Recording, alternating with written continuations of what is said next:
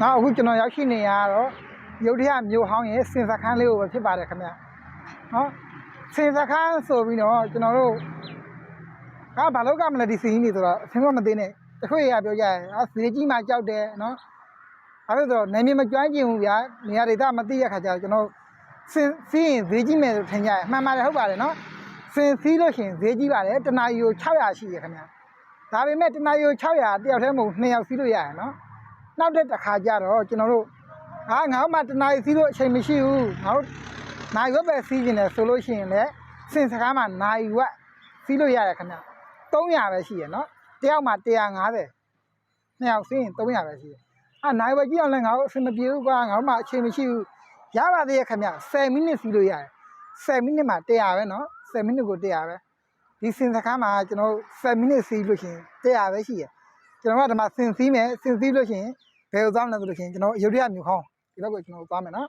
ဒီဘက်ကိုသွားမယ်ဒါစင်စကားဆိုတာဒါကိုပြောတာနော်ဒီလိုစီးလို့ရှိရင်ကျွန်တော်ကဘာလုပ်မလဲစင်စီးမယ်စင်မစီးရင်တဲ့အခါကျရင်ကျွန်တော်စင်ဖျားဒီနားလေးမှာစင်ဖျားဆိုတာရှိရနော်ဒီစင်ဖျားလေးမှာကျွန်တော်ဖျားဖူးမယ်ဗျာဆူတောင်းပြည့်နော်စင်ဖျားဆူတောင်းပြည့်တယ်ဒီစင်တွေကိုကျွန်တော်တို့ဗမာနေတဲ့ဒီစင်တွေကိုဗမာထားလိုက်ဆိုတော့အကိုတို့အမသိကျင်ကြလားနော်ဒီစင်တွေကဒီမှာထားမှာမဟုတ်ပါဘူးကျွန်တော်တို့မနေ့6နာရီဆိုလို့ရှိရင်ဒီစင်တွေကဒီကိုရောက်တယ်ညနေ9နာရီခွဲဆိုလို့ရှိရင်ဒီစင်တွေကသူတို့စင်ရှိရနေရစင်စခန်းကြီးကိုကျွန်တော်ပြန်ပြီးတော့ကားနဲ့ပြန်တည်သွားတယ်ပေါ့နော်နောက်ထပ်ဗီဒီယိုတွေမှာဒီစင်တွေဘယ်နေရာမှာရှိတယ်ဒီစင်တွေကိုညနေညအိတ်ဘယ်နာမှာထားရဘယ်နာမှာရေချိုးတယ်ဆိုတာကိုကျွန်တော်ဗီဒီယိုလေးနဲ့တော့ကျွန်တော်ရှင်းပြပြမှာဖြစ်ပါတယ်နော်ကျွန်တော်အခုခုနကပြောတဲ့ရုတ်တရက်မြို့ဆိုတာကျွန်တော်တို့ပြင်းပြမကောင်းဗျာဒါရုတ်တရက်မြို့ဟောင်း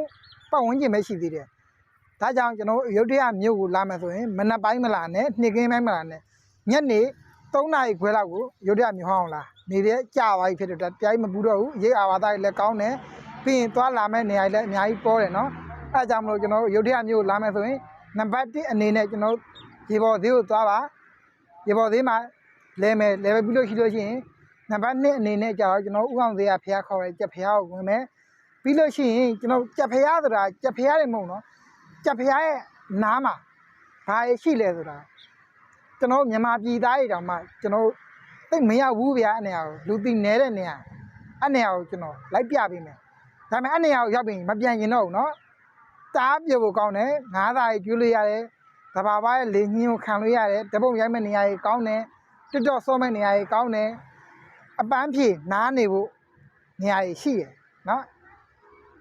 အဲ့ဒါဘယ်နေရာလဲဆိုတော့ကျွန်တော်တို့ရဲ့ဝက်ရိုင်ဖုံကျောင်းပါနော်